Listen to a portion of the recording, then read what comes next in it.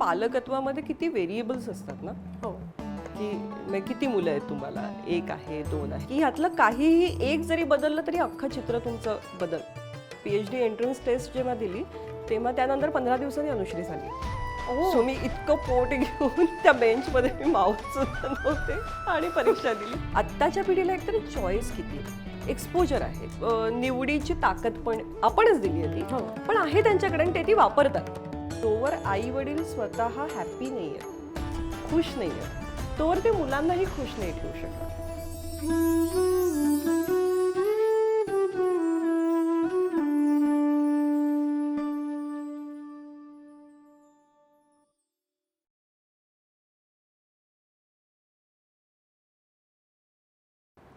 नमस्कार. कालनिर्णय मागचं पान या पॉडकास्टमध्ये तुम्हा सर्वांचं स्वागत. आपले टेस्ट पार्टनर आहेत रामबंधू मसाले, लोणची आणि पापड. आपले डिजिटल पार्टनर आहेत स्मृतिगंध. आजच्या एपिसोडमध्ये आपल्याबरोबर आहे डॉक्टर समीरा गुजर जोशी. डॉक्टर असण्याच्या पलीकडे ती एक अभिनेत्री आहे. ती मराठीमध्ये अवांतर लेखन करते, त्यासाठी तिला पारितोषिकं मिळालेली आहेत आणि याहूनही ती एक आई आहे. त्यामुळे आज आपण तिच्याशी वर्किंग मदरहूडबद्दल बोलणार आहोत आणि बाकी तिच्या ॲक्टिव्हिटीज कशा ती मॅनेज करते हे जाणून घेणार आहोत. त्यामुळे आज हाय समीरा. हाय. तू इथे आलीस, मला खूप खूप बरं वाटतंय आणि कालनिर्णयसाठी इतका वेळ काढल्याबद्दल थँक्यू. मला सुद्धा खूप छान वाटतंय. सगळ्यात आधी प्रेक्षकांना नमस्कार करते आणि खरं तर शक्तीने इतकी आत्ता माझी अशी अधिकृत ओळख वगैरे करून दिली, पण कालनिर्णयाचे अनेक कार्यक्रम आपण एकत्र केलेले आहेत आणि त्या निमित्ताने आमची मैत्री खरं तर झाली कामाच्या निमित्ताने, पण ती पुढेही खूप छान झालेली आहे. त्यामुळे आज कॅमेरासमोर मैत्रिणीशी गप्पा मारण्याचा एक छान योग आहे. मला टेन्शन आलंय कारण तुझी मुलाखत घ्यायची म्हणजे ते सचिन तेंडुलकर समोर बॅटिंग करायला जाण्यासारखं आहे. ऍक्च्युली रोल रिव्हर्सल आहे. मी खरं तर तुझी मुलाखत घ्यायला पाहिजे आणि तुझं इतकं कमाल काम आहे कालनिर्णयाच्या संदर्भात असेल, अदरवाईज ॲज अ पर्सन सुद्धा असेल, तर मला खरं तर तसा योग कधीतरी जुळून आलेला हवा आहे. थँक्यू. पण this is not about me, this is about you. Yes. आणि आय थिंक खरं तर आपल्या दोघींमधला जो एक कॉमन भूमिका आहे जी आपण दोघीही आत्ता निभवतो आहोत ती म्हणजे आई असणं. त्याविषयी बोलायचं आहे ही मला फार छान गोष्ट वाटते आणि मला पुढे बोलायची संधी मिळाली नाही तर म्हणून आत्ताच सांगून घेते की मला मुख्य म्हणजे पॉडकास्टचं नाव इतकं आवडलेलं आहे कालनिर्णय मागचं पान. कारण जेव्हा कालनिर्णयाच्या पुढच्या पानाशी माझा फार संबंध नव्हता तेव्हाही मागच्या पानाशी खूप होता. लहानपणी कालनिर्णय आणल्यानंतर पहिल्यांदा आधी मागची पानं बघायची, कुठल्या रेसिपीज आहेत, लेख कुठले आहेत, आणि तेव्हा एक हौस होती म्हणून ज्योतिष सुद्धा बघितलं जायचं की कुठला महिना कसा जाणार आहे, हे वर्ष साधारण कसं जाणार आहे आपल्याला. पण म्हणजे मला आठवतंय किशोरवयीन साधारण टीनेज च्या काळापासून कालनिर्णयाच्या मागच्या पानाशी माझं नातं आहे. किती छान. हे ऐकून आपल्या प्रेक्षकांना, वाचकांना आणि आमच्या कालनिर्णयाच्या टीमला इतकं छान वाटणार आहे. त्यामुळे थँक्यू फॉर युअर की ते आता डिजिटल होत आहे मागचं पान. खूपच मस्त गोष्ट आहे. येस. मी तुला पहिलाच प्रश्न विचारते की तुझं लहानपण कसं होतं आणि एक आई होताना मी असं करीन असं लहानपणी कधी वाटायचं का? खूपच. मला वाटतं की कुठेतरी आपण पालक म्हणून जसे आपण घडतो तर काही निर्णय आपण घेतो, पण खरं तर पालक असणं हे किती आपल्या हातात असतं हा मला नेहमीच प्रश्न पडतो. की आपण ठरवतो तसं काहीही न होण्याची गोष्ट म्हणजे पालक. त्यामुळे खूप गोष्टी आपल्या हातात नसतातच, पण कुठेतरी काहीही गोष्टी ज्या माझ्या आईवडिलांनी माझ्या बाबतीत जाणीवपूर्वक केल्या असं मला वाटलं किंवा त्यांच्याकडून त्या घडल्या असं म्हणूया, तर त्या कुठेतरी हे मला माझ्याही मुलीच्या बाबतीत करायचं आहे असं कुठेतरी नक्की होतं. म्हणजे माझ्या बालपणामधल्या ज्या आठवणी आहेत त्याच्यात एक गोष्ट मला प्रकर्षाने आठवते की आमच्या घरात आई आणि बाबा दोघंही काय करतायत याविषयी खूप बोललं जायचं. किंबहुना माझ्या आईबाबांच्या दोघांच्याही ऑफिसमध्ये लहानपणी मला खूपदा जायचा योग आला. म्हणजे बाबा बँकेत होते आणि बाबा वरळीला बँकेत होते, तर एक वर्ष बाबांनी असा एक उपक्रम आम्ही केला होता की खरं तर मला तुकडीत प्रवेश मिळाला होता आणि म्हणजे मला दुपारची शाळा मिळाली असती. कारण फक्त तुकडी तेव्हा दुपारची असायची, 7वीची गोष्ट आहे, आणि बाकीच्या सगळ्या तुकड्या सकाळी असायच्या, ब क ड ज्या असतील त्या. तर बाबा म्हणाले की तुकडीच कशाला हवी आपल्याला, कुठल्याही तुकडीत सारखंच शिकवतील ना, तर तू सकाळची शाळा घे. म्हणून मी सकाळची शाळा सांगून मला ब तुकडी द्या असं म्हणून ब तुकडीत गेले. का तर बाबांनी मला रेल्वेचा पास काढून दिला होता. ओ त्यावेळेस मी ठाण्यात राहायचे आणि बाबांचं ऑफिस होतं वरळीला. तर मी शाळा झाल्यानंतर घरी येऊन अभ्यास वगैरे करून चक्क रेल्वेनी बाबांच्या ऑफिसला जायचे. आणि तेव्हा संध्याकाळी वरळीला असल्यामुळे समोर नेहरू सेंटरला अनेक कार्यक्रम असायचे. म्हणजे पावसाळ्यात मेघमल्हार हे असायचं आणि कॉन्सर्ट्स असायच्या, मैफिली असायच्या छान छान, किंवा कुठे काही व्याख्यानं होत असतील. कारण मध्यमवर्गीय माणसाला सगळीकडे तिकीट काढून जाता येणं शक्य नसतं, पण मग फ्रीमध्ये पण छान कार्यक्रम कुठे कुठे होत आहेत की जे आपल्या मुलींनी पाहिले पाहिजे, ते बाबा सगळं शोधून काढायचे. आणि मग मी बाबांच्या ऑफिसला जायचे आणि तिथून आम्ही आता अलीकडे आपण टाऊन म्हणतो, मुंबईच्या त्या साऊथ मुंबईमध्ये कुठे काय होत असेल तर ते कार्यक्रम बघायचे, किंवा मध्यवर्ती ठिकाणी दादरला वगैरे जर काही व्याख्यान असेल किंवा काही कार्यक्रम असेल, दादर माटुंगा कल्चरलला म्हणा किंवा काय, तर तिथे मग बाबा मला ऑफिसमधून घेऊन यायचे. आणि मग संध्याकाळ अशी कार्यक्रम बघून बाबांसोबत घालवून मी रात्री घरी जायचे. आणि मग दुसऱ्या दिवशी सकाळची शाळा. तर ते दुपारचा हा वेळ हे सगळं करायला मिळावा आणि दुपारी अभ्यास करून मला निघता यायचं. म्हणजे अभ्यास आणि या दोन्हीची सांगड घालता यावी असा एक प्रयोग माझ्या बाबांनी केला होता आणि मला त्याचा खूप फायदा झाला. म्हणजे नाहीतर हे अनुभव कसे मिळतील ना आपल्याला, कसे घेऊ शकणार आपण. तर मला खूप असं वाटतं, मी अजून करू नाही शकलेले, की खरं तर असं जर प्रत्येक मुलाला, म्हणजे खरं तर शाळेतूनच एक वर्ष सुट्टी घेता आली तर किती छान होईल, पण ते नाही तर निदान हे जे वय आहे 7वी 8वीचं, या वयामध्ये आपल्या आता मला मुलगी आहे, तर मुलीला असे काहीतरी अनुभव जे माझ्या बाबांनी मला दिले ते देता यावे असं मला खूप मनापासून वाटतं. म्हणजे ती एक लहानपणीची आठवण माझ्या अगदी डोळ्यासमोर. किती समृद्ध बालपण, कारण त्याच्यात तुला साहित्य, नाटक, संगीत या सगळ्याची जी तुझी आता ओढ आहे त्या विषयांमध्ये, ती त्यातून निर्माण झाली असं मला वाटतं. अगदी. आणि म्हणजे मुंबईतल्या खूप गोष्टी पाहता आल्या. मग एशियाटिक लायब्ररी बघता आली, किंवा मी म्हटलं तसं चर्चगेटच्या इथे बाहेर दुकानांची, रद्दीची जी दुकानं असतात किंवा नवीन पुस्तकं पण अशी हार्याने मिळतात माहिती ना तिकडे, रस्त्यावरती अशा थप्प्या लावलेल्या असतात. तर हे सगळं ठाण्यात मला नसतं अनुभवता आलं. किंवा नंतर माझा मामा दादरला राहायचा, त्यामुळे आम्ही अनेकदा दादर भागात पण असायचो. तर तिथे माटुंग्याला खूप रद्दीची दुकानं आहेत. तिथे अक्षरशः लोकांचे ना पर्सनल संग्रह, अख्खाच्या अख्खा संग्रह एखाद्याने काढलाय आणि त्याच्यावरती म्हणजे लेखकांची सही असलेली पुस्तकं मला मिळालेली आहेत, किंवा खूप जुनी तारीख असलेलं पुस्तक आहे, किंवा नासी फडकेंच्या कादंबऱ्यांचा अख्खाच्या अख्खा एक संच मला मिळाला की त्याच्यामध्ये कितीतरी जुन्या जुन्या कादंबऱ्या होत्या. तर हे सगळं अनुभवायला आणि वेळ पाहिजे. म्हणजे मला वाटतं कुठेतरी तेही की मुलगी, तशी मी अभ्यासात हुशारच होते, म्हणजे वर्गात पहिल्या 5 तर कायम असायचे. तर अशा वेळेस मुलीला अ तुकडीतून काढून ब तुकडीत घाला आणि हे सगळं करा. आणि हे सगळं करताना मग ती थोडाच वेळ अभ्यास करून बाहेर, बाकी खरं तर बाबाच भटकवत आहेत आपल्याला, म्हणजे भटकायची बॉक्स आहे हे त्या काळात. तर कारण तेव्हा खूप मार्क मार्क मार्क, गुणवत्ता, बोर्ड, मेरिट हे सगळं होतं. त्यामुळे हा असा उडाणटप्पूपणा पालकच करू देणं एका पद्धतीने, तर म्हटलं तर हा उडाणटप्पूपणा, म्हटलं तर अभ्यास आहे. पण त्यामुळे ते फार मजेचं झालं माझ्यासाठी. सो फारच आणि माझ्या आणि बाबांमधला बॉन्ड मला वाटतं तेव्हा खूप घट्ट झाला. कारण बाबा नोकरी करत असल्यामुळे ते खूप सकाळी लवकर जायचे आणि इतर अनेक गोष्टी आणि सगळं सांभाळून, म्हणजे नोकरीनंतरही घरच्या काही जबाबदाऱ्या आणि या सगळ्या गोष्टी होत्या, त्यामुळे रात्री ते खूप उशिरा यायचे. त्यामुळे 6वी 7वी पर्यंत मी बाबांना फार घरी पाहिलंच नव्हतं. आणि शनिवार रविवार सुद्धा ते अनेक गोष्टींमध्ये ते व्यस्त असायचे, त्यामुळे ते घरी नसायचे, खूप बिझी असायचे. अशा वेळेस हा जो वेळ आम्हाला मिळाला ना, मला वाटतं की ती सगळी वर्ष त्या एका वर्षात खूप भरून निघाली. आणि मला मग त्यांच्या बरोबर मी कुठल्याही विषयावर बोलू शकतेय. येता जाता प्रवास आम्ही रात्रीचा एकत्र करायचो, त्यामुळे गप्पा व्हायच्या, खूप वेगवेगळ्या विषयांवर बोललं जायचं. वर्तमानपत्र येता तेव्हा एवढी गर्दी नव्हती गाड्यांना, त्यामुळे रात्री येताना खूपदा आम्ही, मला आठवतं महानगर तर अगदी वाचलं जायचं त्या काळामध्ये. आणि महानगरचं ऑफिस माझ्या मामाच्या घराजवळ होतं, त्यामुळे ती एक ना, म्हणजे पत्रकारितेचं एक क्षेत्र कसं असतं. आणि मग अशा गोष्टी बाबांनी खूप केल्या की मला अशा वेगवेगळ्या ठिकाणी घेऊन जाणं, ज्याला आज आपण आता एक्सपोजर वगैरे म्हणतो, तर की वेगवेगळी कार्यक्षेत्र खूप पाहिली. त्यामुळे मला 7वी-8वीतच असं वाटायला लागलं की आपल्याला नोकरी नाही करायची. तुला इतकी क्लॅरिटी होती? हा, म्हणजे एक मला असं झालं होतं की नाही, मला असं ना ठरीव एकच काम साच्यातलं असं नाही करायचं. मला असं हे लेखक पत्रकार कसे फिरतात तसं फिरायचंय, तसं काहीतरी आपलं आपलं करायचंय. पण ती जाणीव यायला कुठेतरी मला वाटतं हा सगळा अनुभव, हे सगळं पाहणं उपयोगी पडलं. म्हणजे करिअर काउन्सिलिंगला मुलांना घेऊन जाण्यापेक्षा या अशा तऱ्हेने त्यांना काय करायचंय हे मला वाटतं फारच सुंदर गोष्ट आहे ती. म्हणजे वेगवेगळ्या क्षेत्रातल्या मंडळींना भेटणं, हे लहान मुलांनी करणं.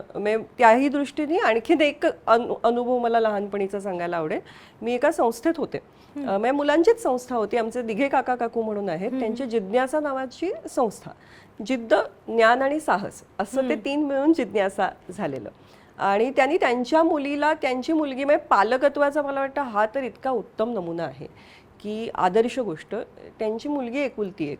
त्यांना असं वाटलं की आपल्या मुलीला काहीतरी छान सोबत असली पाहिजे. मग सोबत म्हणजे काय, नुसतं आपलं घरी मित्रमैत्रिणी येत आहेत, एकत्र अभ्यास करतायत, पार्ट्या करतायत असं नको, काहीतरी त्याला एक स्वरूप देऊया म्हणून सुरू झालेली ही संस्था. ओ, आणि मग त्याच्यातून त्यांनी की आता मुलं घरी यायला लागली, तिचे मित्रमैत्रिणी तर आहेत, पण मग ते काय करणार, मग त्यांच्या करण्याला काहीतरी दिशा देऊया. मग त्यांच्याकडे लेखक अनेकदा यायचे, त्यांचा खूप जनसंपर्क होता. मग ते लेखक आल्यावर त्यांच्याशी गप्पा मारण्याचा एक कार्यक्रम करायचा की आज आपण अनिल अवचटांशी गप्पा मारणार आहोत. वाव.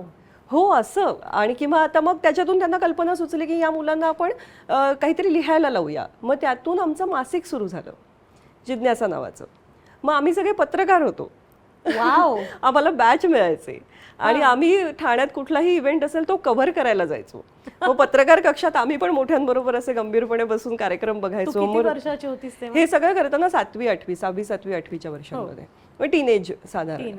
आणि मग आम्ही बायलाईन म्हणजे काय आम्हाला सांगितलं जायचं, रिपोर्टाज म्हणजे, म्हणून ते म्हटलं ते महानगरच्या त्याच्याकडे लक्ष का जाईल, नाही तर अन्यथा आपल्याला शाळेत असताना या सगळ्या गोष्टींशी तसा आपला काही संबंध येत नाही ना.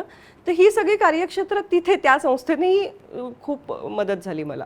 आणि लिहिणं, एक्सप्रेस करणं स्वतःला. तिथे काका काकूंच्या घरात एक छोटीशी लायब्ररी होती. आम्हाला पुस्तकं असायची, मग पुस्तक घेऊन जायचं, मग त्याचं रसग्रहण लिहून आणायचं. काय वाटलं तुला, मग त्याच्यावरती चर्चा व्हायची आमची की हे पुस्तक मला पटलं नाही पटलं वगैरे. तर खूप म्हणजे ब्रेनस्टॉर्मिंग जे आपण म्हणतो ना, ते इतकं तिथे सगळं अनुभवता आलं. आणि हे सगळं करण्यात इतकी मज्जा होती ना, म्हणजे याच्यात कुठे बर्डन नव्हतं. कारण हे कुठल्या परीक्षेसाठी, सर्टिफिकेटसाठी, मार्कांसाठी असं चाललंच नव्हतं ना. Pure passion. Pure passion. मज्जा येते म्हणून आपल्यासारखीच मंडळी आहेत, किती छान काहीतरी असं. त्यामुळे फारच धमाल केली आहे मी त्या वर्षात. पण मग तुला नोकरी करायची नाही हे कळलं, एक अनबीटन ट्रॅक म्हणजे एरवी न घेतलेला मार्ग तू घ्यायचा हे ठरवलंस, तर तो मार्ग तू कसा निवडलास? कुठेतरी ना हे सगळे अनुभव जे गाठीशी येत होते त्याच्यात मला एवढं लक्षात आलं की आपल्याला भाषा आवडतात, पुस्तकं वाचायला आवडतात. मला त्यावेळेस, आणि आत्ता तरी खूप करिअर ऑप्शन्स ओपनही झालेत, पण तेव्हा ना डॉक्टर व्हा, इंजिनियर व्हा, वकील व्हा असे ठराविक उत्तरं होती. आणि मग हुशार मुलं आहेत तर त्यांनी डॉक्टर इंजिनियरच व्हायचा असा तो साधारण काळ होता. तर त्यामुळे मी जेव्हा म्हटलं आईबाबांना की मला डॉक्टर इंजिनियर व्हायचं नाही आहे, आईला थोडा तो निर्णय पचायला अवघड गेला. तिला असं खूप वाटत होतं की मी डॉक्टर व्हावं. आणि मग तू काय करणार म्हटलं, आई मी आर्ट्सला जाणार. तर आर्ट्सला नेमके काय विषय असतात हेही माहिती नव्हतं आमच्याकडे, कारण आमच्याकडे सगळी कॉमर्सची मंडळी आहेत. त्यामुळे आईनी म्हणजे असं एक आपण घासाघीस करतो ना तसं तिचं हे चाललं होतं की बरं ठीक आहे, मग डॉक्टर इंजिनियर नाही तर मग CA हो ना, आपल्याकडे सगळे CA आहेत. म्हणजे सांगायला बरं वाटतं का की CA आहे मुलगी, ते BA करून काय करशील तू वगैरे असं तिचं झालं होतं तेव्हा. तर मी म्हटलं हे बघ मलाही माहिती नाही की मी काय करणार आहे. पण तेव्हा मी अभिनय स्पर्धांमधून वगैरे भाग घ्यायला लागले होते. आणि हे तर ती एक आवड होती की अभिनयाचं क्षेत्र कदाचित निवडू, पण कदाचित असंच होतं, ते असं काही ठरलेलं नव्हतं.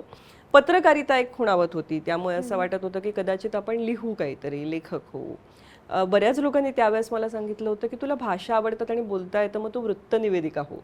तर हा एक ऑप्शन एक कुठेतरी डोळ्यासमोर होता, पण तो लोकांकडून आलेला होता, मला सुचलेला असं नव्हता. माझे आधीचे ऑप्शन्स होते. आणि मग आईनी आपलं एक, ती म्हणाली बरं ठीक आहे मी लोकांना सांगायला सांगते की तू IAS करणार आहेस म्हणून. तिने मला सांगितलं होतं की हे कोणी विचारलं की तू आर्ट्सला का केलीस तर तू आहेस करणार आहेस.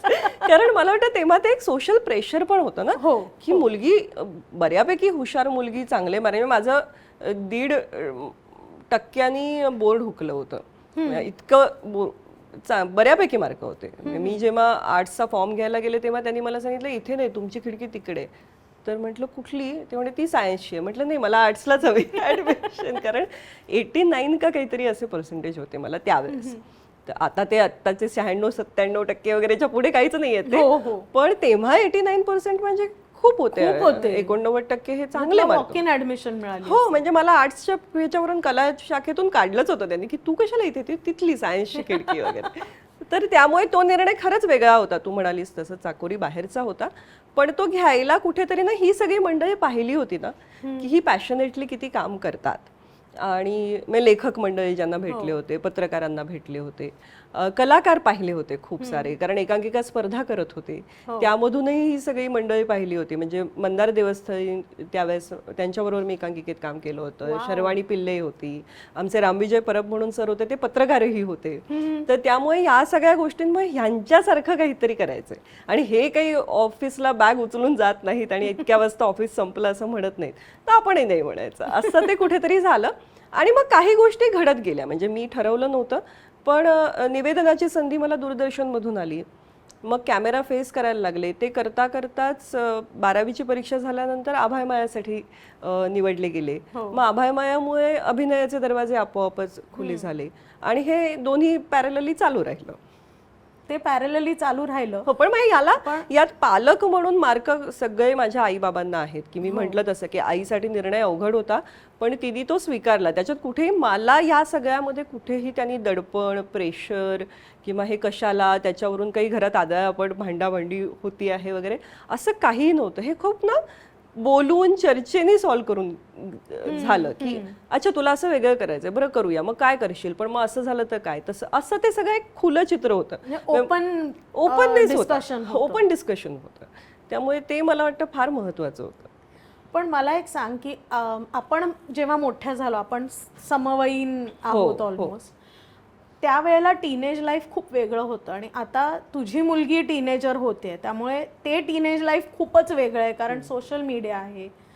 तर या बदललेल्या जगामध्ये तू पेरेंटिंग कसं करतेस? म्हणजे जसं तुला ओपन डिस्कशन मिळालं, जसं तुला जो मार्ग निवडायचा आहे तो शोधायची संधी मिळाली, हे सगळं तू तुझ्या मुलीसाठी कसं करतेस? मला वाटतं सध्याचा काळ ना खूप अवघड आहे कुठल्याही पालकासाठी. म्हणजे एकतर ना पालकत्वामध्ये किती व्हेरिएबल्स असतात ना. हो, की किती मुलं आहेत तुम्हाला, 1 आहे, 2 आहे, मुलगा आहे, मुलगी आहे, तुम्ही पालक म्हणून काय करताय, तुम्हा दोघांचे जॉब्स कसे आहेत, कामाचे तास काय आहेत, कितीतरी गोष्टी आहेत ना. सपोर्ट सिस्टीम आहे नाही, की ह्यातलं काहीही एक जरी बदललं तरी अख्खं चित्र तुमचं बदलतं. त्यामुळे मला वाटतं सध्याचा काळ हा पालक होण्यासाठी सगळ्यात परीक्षेचा अवघड असा काळ आहे. आणि त्यातून आत्ता मी ज्या काळात आहे, आता माझी मुलगी 13 वर्षाची आहे, अनुश्री नाव आहे तिचं, तर हा म्हणजे दहशत वाटणारी असा काळ आहे. कारण आजूबाजूची परिस्थिती अशी आहे ना की आज आपल्यापर्यंत, म्हणजे मी जे म्हणते मगाशी की आपल्यापर्यंत गोष्टी पोहोचतच नव्हत्या.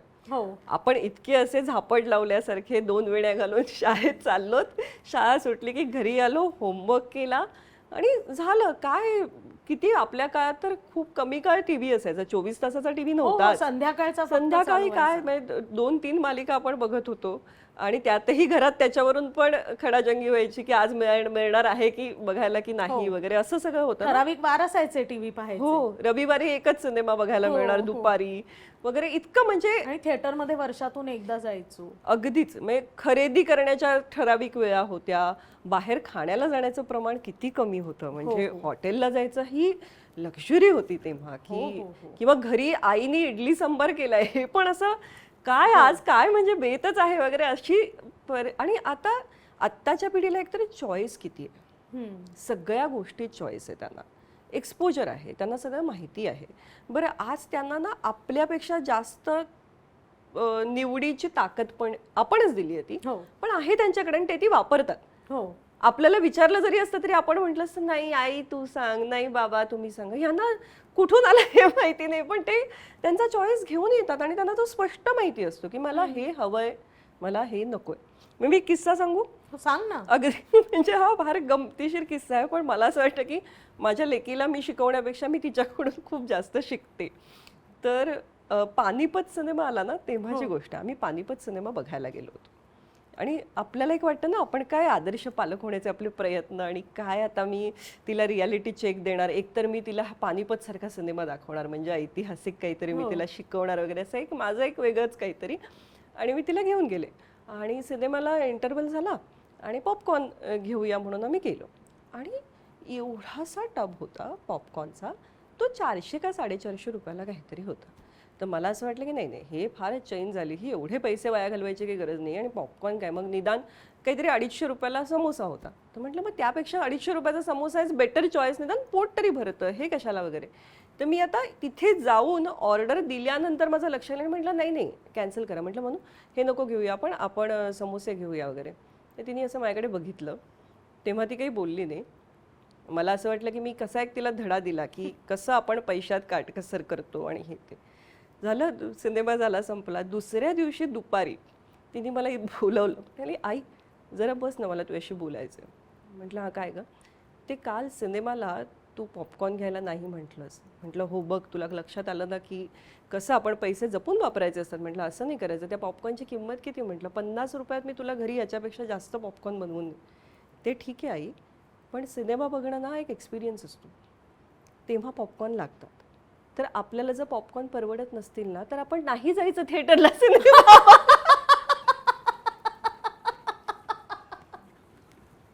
म्हटलं अगं यापुढे जर आपल्याला परवडत नसेल तर मला आधीच सांग, मग आपण थिएटरला, पण थिएटरला जाऊन सिनेमा बघायचा तर मी पॉपकॉर्न घेऊन माझं असं झालं अरे देवा, म्हणजे मी काय हिला सांगू. हो आणि ती क्लिअर आहे की बरं नाही परवडत आहे तेही तिला चालणार आहे. हो म्हणजे असं नाही आहे की असं कसं आपल्याला परवडत नाही आई वगैरे, असं नाही आहे. नसेल परवडत तर नको, पण सिनेमा आहे तर पॉपकॉर्न हवे, नाही तर सिनेमा नको.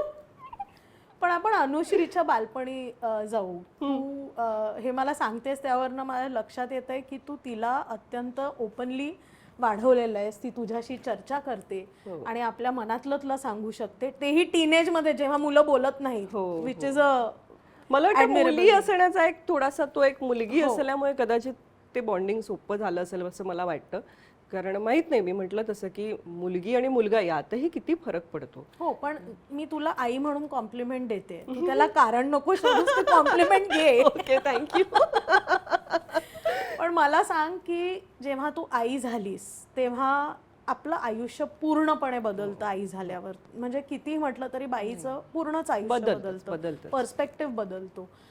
तेव्हा तुझ्या कामाच्या नियमित वेळा नसतात, तुझ्या कामाचं स्ट्रक्चर थोडं अनऑर्गनाइज्ड असतं.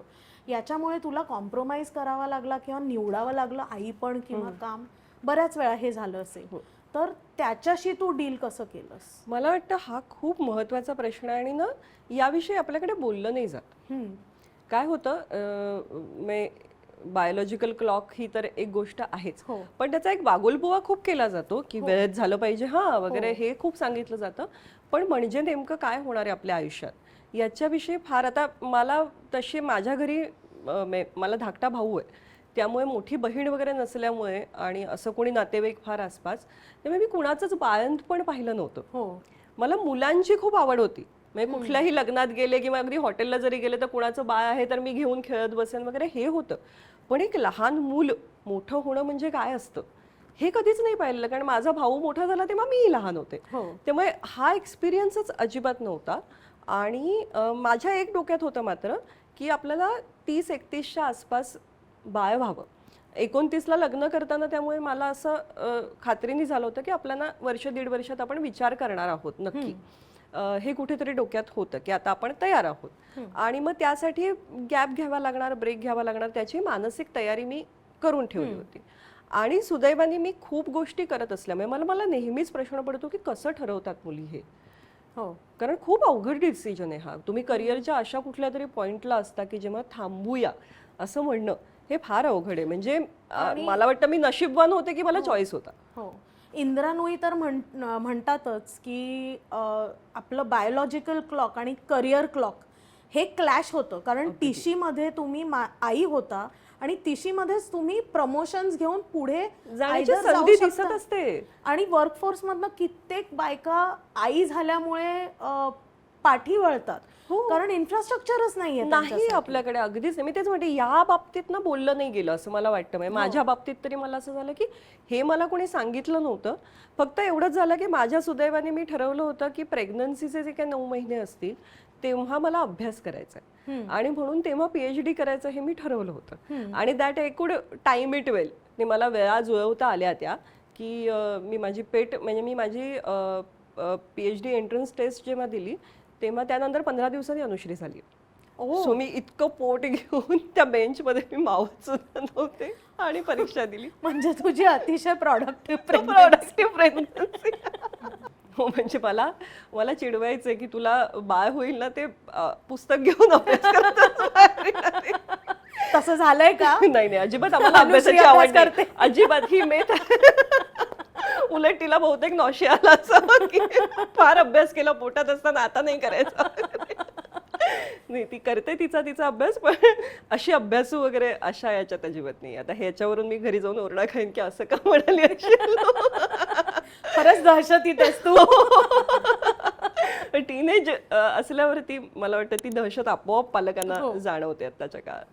तर पण मला ते एक मी स्वतःला भाग्यवान समजते की मला तो चॉईस घेता आला. त्यामुळे माझ्यासाठी प्रेग्नन्सी पण मला क्रेविंग्स नाही झाले.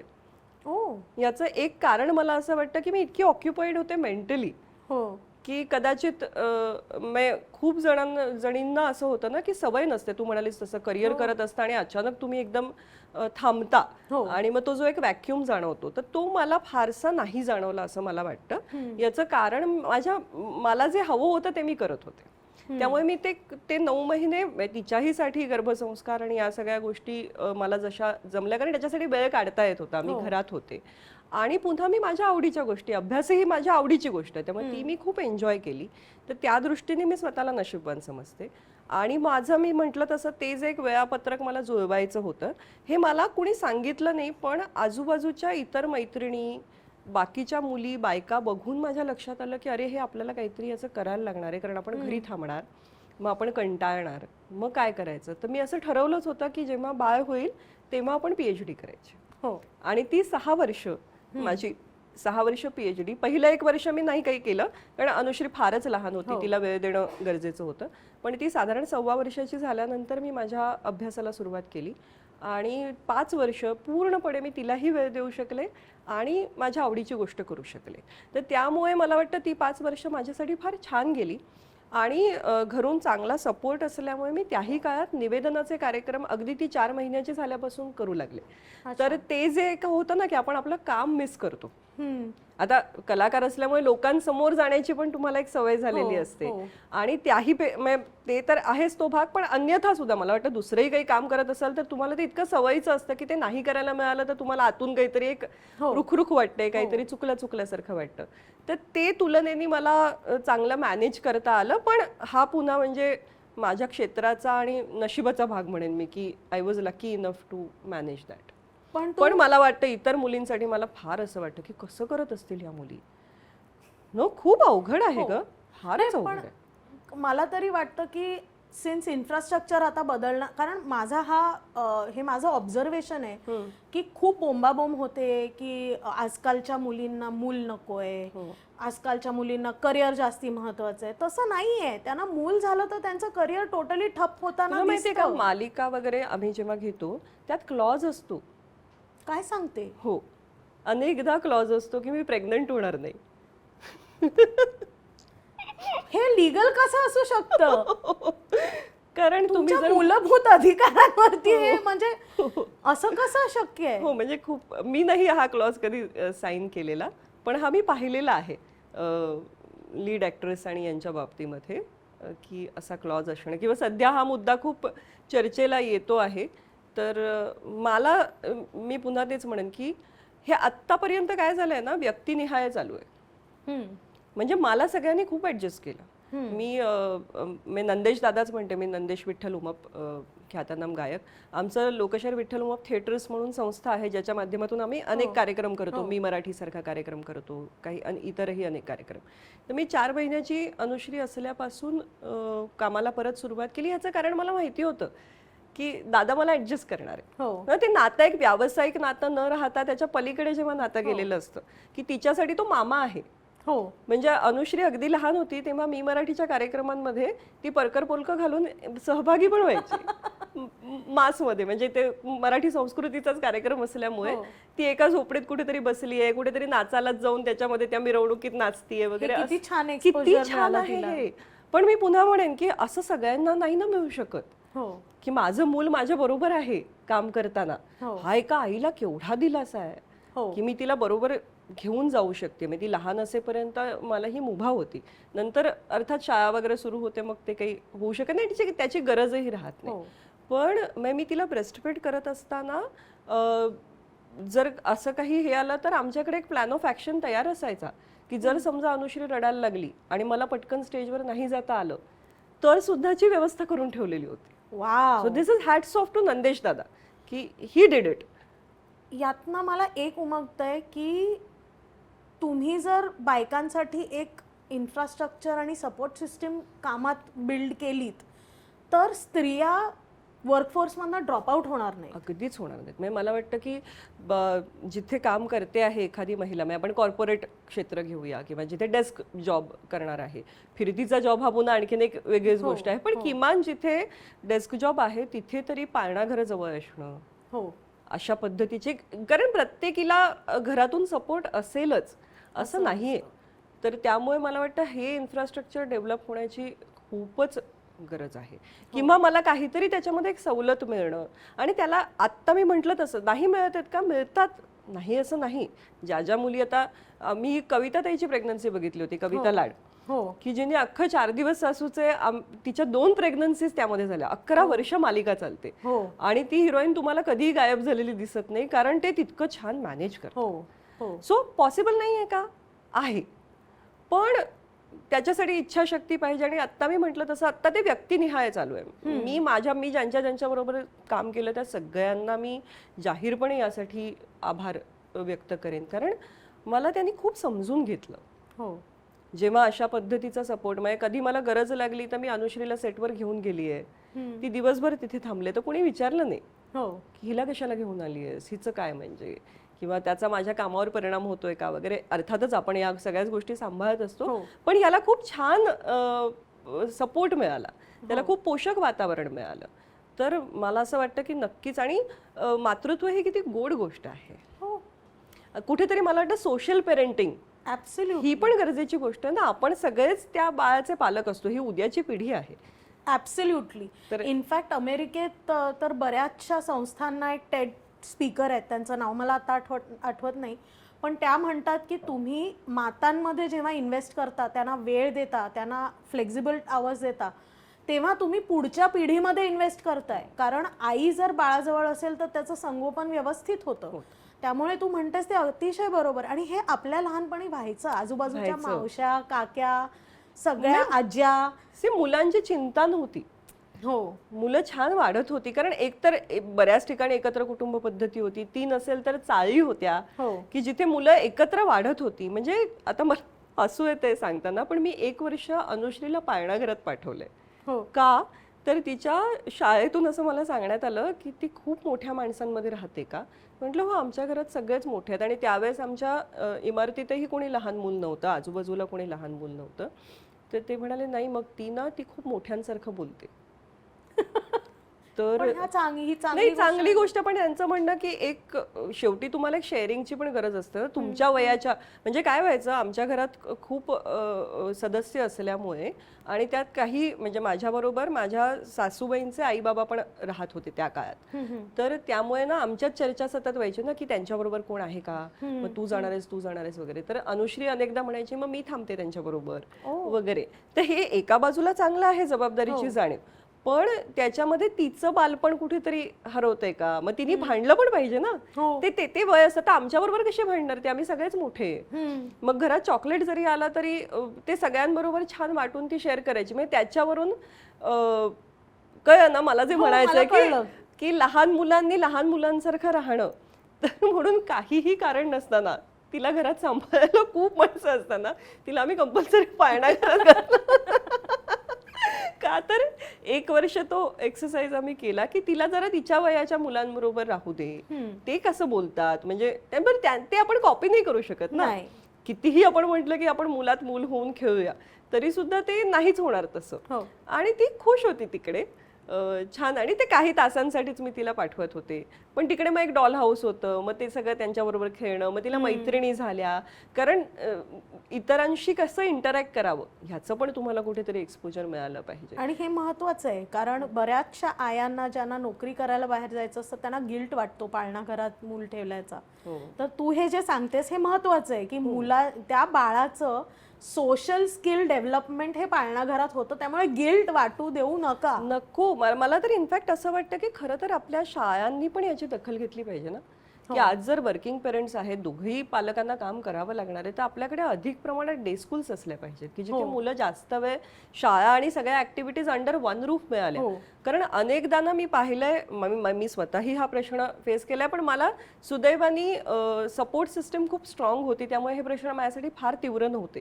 पण तरी सुद्धा जरी आजी आजोबांवर जबाबदारी असेल, अनेकदा ना आता तिचा 3 ते 4 हा क्लास आहे, मग आता 5 ते 6 तिला तिथे पाठवायचंय, मग त्या 4 ते 5 मध्ये काय करायचंय, हे सगळे प्रश्न आपण आजी आजोबांवर सारखे कसे सोपवणार. तर त्यामुळे जर एकाच शाळेत मी सकाळी 7 वाजता मुलीला पाठवलं आहे आणि 6-6:30 पर्यंत तिथेच समजा सगळं तिचं अभ्यासही होतोय, इतर ऍक्टिव्हिटीज पण होत आहेत, तर ते अधिक छान असेल. हो, अधिक सुंदर असेल ते. ही कल्पना का सुचली नाहीये कोणाला? हा. आणि म्हणजे त्यासाठी मुलांना एकदम बोर्डिंग स्कूलला पाठवा याचीही गरज नाही ना. त्यातला मधला पर्याय असू शकतो की जास्त तासांची शाळा आणि जिथे इतर ऍक्टिव्हिटीजही मुलं करतील, मुलांमध्ये राहतील आणि छान सगळं आटपून संध्याकाळी घरी येतील. हो, असं मला फार वाटतं की अशी शाळा असावी. आपण सुरू करूया का? कालनिर्णय स्कूल. किती छान. पण मला आवडेल अगदीच. म्हणजे हो, या कल्पनेचा कोणीतरी गांभीर्याने विचार करावा. एक वर्किंग मदरच हा विचार करू शकते कारण हे जे वर्किंग सिस्टीम डिझाईन केलंय ते पुरुषांसाठी केलेलं आहे. बायका वर्कफोर्स मध्ये आल्यावरती ते सिस्टीम बदललेलंच नाहीये. खरंच. त्यामुळे ते बदलायला आता बायका जेव्हा सीईओज होतील तेव्हा त्याला काहीतरी आपल्याला होप असेल. खरंय. आणि मला असं वाटतं की ते पुन्हा ना थोडं सासू सुनेच्या नात्यात जे होतं ना की मी नाही का सहन केलं म्हणून आता तू कर, असं होऊ नये. त्याच्यात बदल व्हावा की मी सहन केलं मी म्हणून सहन तू केलं. करू नकोस. हा, तू नको करूस. मला माहिती आहे ना पुढे काय खाचखळगे आहेत, तर आपण ते कमी करूया, बुजवूया ते खाचखळगे. हो, असा कुठेतरी तो विचार होणं फार गरजेचं आहे. पण मला अगदीच वाटतं आणि तो आपल्यापासूनच सुरू होतो. त्यामुळे लेट्स होप की आपल्या मुलींसाठी अगदी हे आयुष्य वेगळं असेल, हे चॉईसेस वेगळे असतील. अगदी. म्हणजे अगं किती छोट्या छोट्या गोष्टी आहेत की आपल्याकडे अजूनही शाळांचे कॅन्टीन्स हा पण प्रश्न असाच आहे ना. मला एक पालक म्हणून नेहमी असं वाटतं की आपल्याला वाटतं आपल्या मुलांनी हेल्दी खावं, छान खावं, पण डबे देणं खरंच शक्य असतं का? किती आयांना आज सगळं आता म्हणजे आपण पालकत्वाविषयीच बोलतो आहोत तर खूप अवघड आहे. म्हणजे मला तर कधी कधी, आणि तुझे म्हणालीस मगाशी की गिल्ट इतकं असतं ना आपल्याला आई म्हणून, मला वाटतं सगळ्यात मोठी पहिली गोष्ट आपल्याला त्या गिल्टचा इतका सामना करावा लागतो. आता मी अनेकदा कार्यक्रम करून रात्री उशिरा येते आणि माझ्या मुलीची सकाळची शाळा. मग हे इतकं अवघड असतं की तुम्ही 12:30-1 वाजता आलेले असता, सगळं आटपून 1:30-2 वाजता झोपलेले असता आणि 6 वाजता तो गजर होणार आणि तिला वेण्या बांधून द्यायच्या, तिचे लांब केस आहेत, त्याच्यामुळे त्यासाठी तरी उठणं मला भाग आहे. मी बाकी सगळ्याच डबा कदाचित मी कोरडा देईन, पण मग तेच होतं ना, मी ड्राय स्नॅक्स देणार आहे डब्यात तिला. एका बाजूला मला वाटतंय की तिने खूप हेल्दी खावं, चांगलं खावं, आणि तिच्या कॅन्टीन मध्ये शाळेच्या ते मिळतंय का, हाही पुन्हा प्रश्न ना. मग मला व्यवस्थाच अशी असेल की आज सुदैवाने आपल्या पालकांचे प्रॉब्लेम वेगळे होते, ते आर्थिक अधिक होते. आज आहेत 4 पैसे, आपण खर्च करायची आपली तयारी आहे, पण मला खर्च करूनही ते मिळणार नाहीये. ही मला वाटतं कुठेतरी हा लूपहोल जो आहे तो भरून निघावा की का चांगल्या शाळा अतिशय छान आहेत, पण मग का कॅन्टीन मध्ये आपल्याला नारळ पाणी का मिळत नाही, कोल्ड्रिंक मिळतंय किंवा वेफर्स मिळतात, पोहे का मिळत नाहीयेत. जे मुलं खाऊ शकतील. मला चालेल, मला पोळी भाजीची हेल्दी फ्रँकी मिळाली तरी आवडणार आहे. म्हणजे हो डेफिनेटली मी इतर काही जंक फूड पेक्षा तो ऑप्शन जास्त. आणि मग काय एखाद्या आईलाच चालवायला देत नाही कॅन्टीन, ते अगदी खरं आहे. है ना? ऍक्च्युली आयांनी वर्ल्ड टेक ओव्हर केलं पाहिजे, कारण आपल्याकडे ती स्किल खूप declare this morgue. Mothers are amazing managers. Amazing, खरंच आहे. कारण या छोट्या छोट्या गोष्टी ना, की ड्रायफ्रूटची एक छोटं आपण किती पटकन, म्हणजे त्या ड्राय स्नॅक्स मध्ये पण वी मॅनेज येस, की समहाऊ आपण मुलांना हेल्दी काहीतरी देऊ. म्हणजे इतक्या काय काय डिशेस त्यातून इन्व्हेंट होत असतात आणि हो. सतत शोध चालू असतो. म्हणजे कुठल्याही मैत्रिणीबरोबर गप्पा, तू काय देतेस डब्यात, काय रेसिपी नवीन काही आणि असेल तर व्हॉट्सअप ग्रुप व्हॉट्सअप ग्रुप. डब्यांच्या आयडियांसाठी. हो हो. पण मला वाटतं हा एक महत्वाचा मुद्दा आहे की याचा पुन्हा एक सिस्टम म्हणून विचार व्हायला हवा. हो तो की असायला हवं, नाही मिळायला हवं मुलांना. आणि ते मिळण्यासाठी सगळ्यात हक्काचं ठिकाण कॅन्टीन असू शकतो. हो, तर तिकडे तो विचार व्हावा. मग त्यासाठी पैसे घ्या, हो शाळेनी पैसे घ्यावे ऑफिशियली, पण मुलांना हेल्दी खाणं द्यावं. तर आयांसाठी खूप, म्हणजे डब्यात काही द्यायचं नाही हा विचारच बघ ना किती रिलॅक्सिंग आहे. रिलॅक्स. मी तोच विचार करत होते आता, की आपल्याला जर डब्याची चिंता नसेल तर आपल्या डोक्यावरचं किती मोठं ओझं असं गेल्यासारखं वाटतं. हा पॉडकास्ट खूप कल्पनांनी भरलेला आहे. एक नवीन शाळाच आमच्या आयडियाज तुम्ही घ्या आणि त्यातनं तुम्हाला जमेल ते करा. आम्ही नक्की येऊ, आम्ही तुम्हाला प्रमोट सुद्धा करू. अगदीच.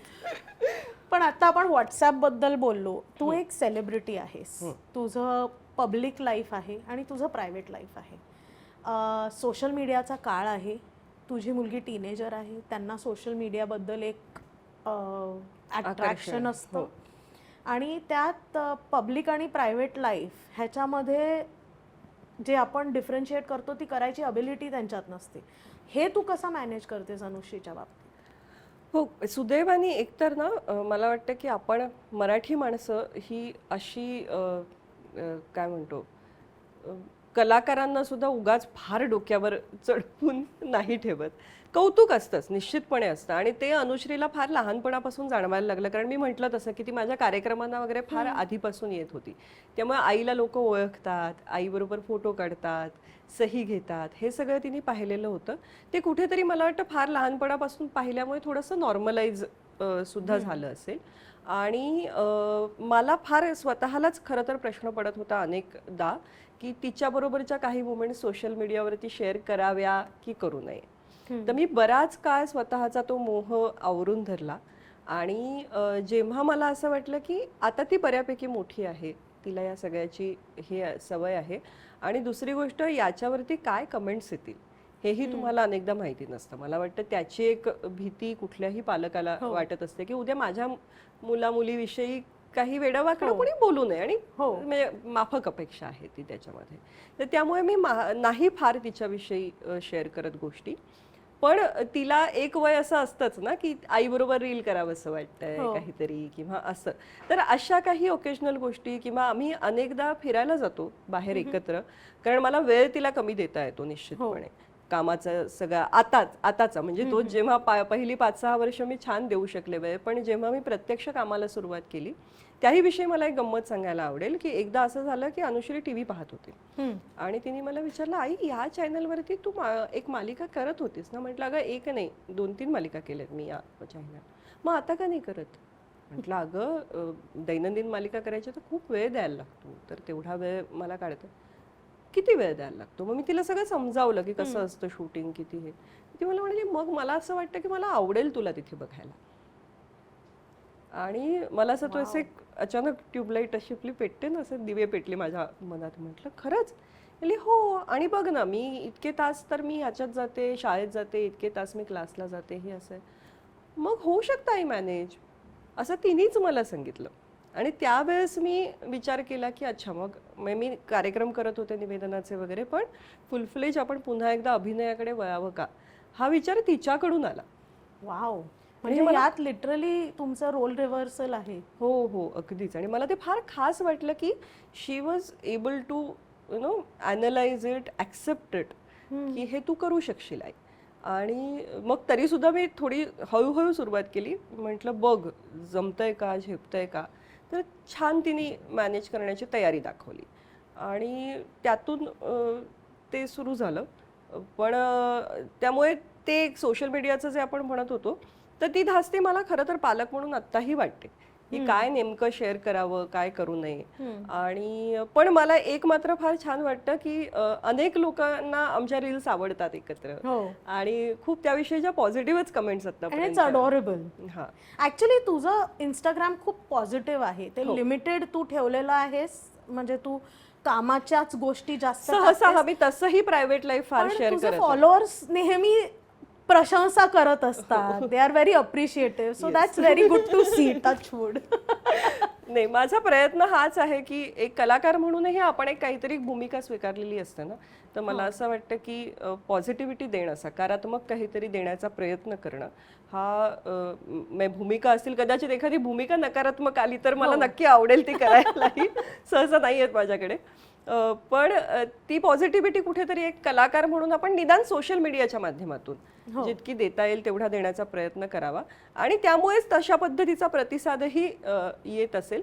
पण तिचं फार कौतुक लोकांनी केलं आणि त्याचंही मला खूप छान वाटतं आणि तीही ते छान एन्जॉय करते, तर ते फार गोड वाटतं मला. पण तू म्हणालीस तसं की थोडीशी एक धास्ती पालक म्हणून वाटत असते की किती बाबा करावं आणि त्यामुळे मी हात आखडता ठेवते त्या बाबतीत. जे अगदीच मला वाटतं की आपण शेअर करावं, हे आवडेल लोकांना आणि छान आहे तेवढं करते. बाकी मग आता एक सुदैवाने झालंय की आता अनेक आपले व्हॉट्सअप ग्रुप्स असतात मित्रमैत्रिणींचे, हे ते, म्हणजे कारण ना मला वाटतं मुलाचं कौतुक करणं ही आपली एक उर्मी आहे ना, ते छान वाटतं आपल्याला. म्हणजे मी सेटवरती जरी असेल आणि अनुश्रीला कुठल्या तरी स्पर्धेत बक्षीस मिळालं काय, तर ते सगळ्यांना सांगावं असं वाटतं आणि मला वाटतं ते फार नॅचरल. त्याच्यात आपल्याला एक आनंद मिळतो, तो वेगळाच असतो, खरंच वेगळा असतो.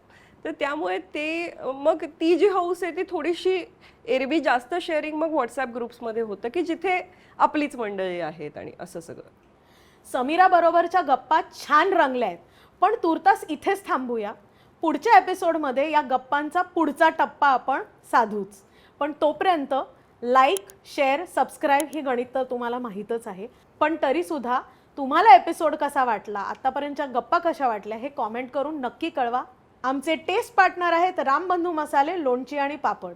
आमचे डिजिटल पार्टनर आहेत स्मृतिगंध. पुढच्या भागात पुन्हा भेटू, तोपर्यंत नमस्कार.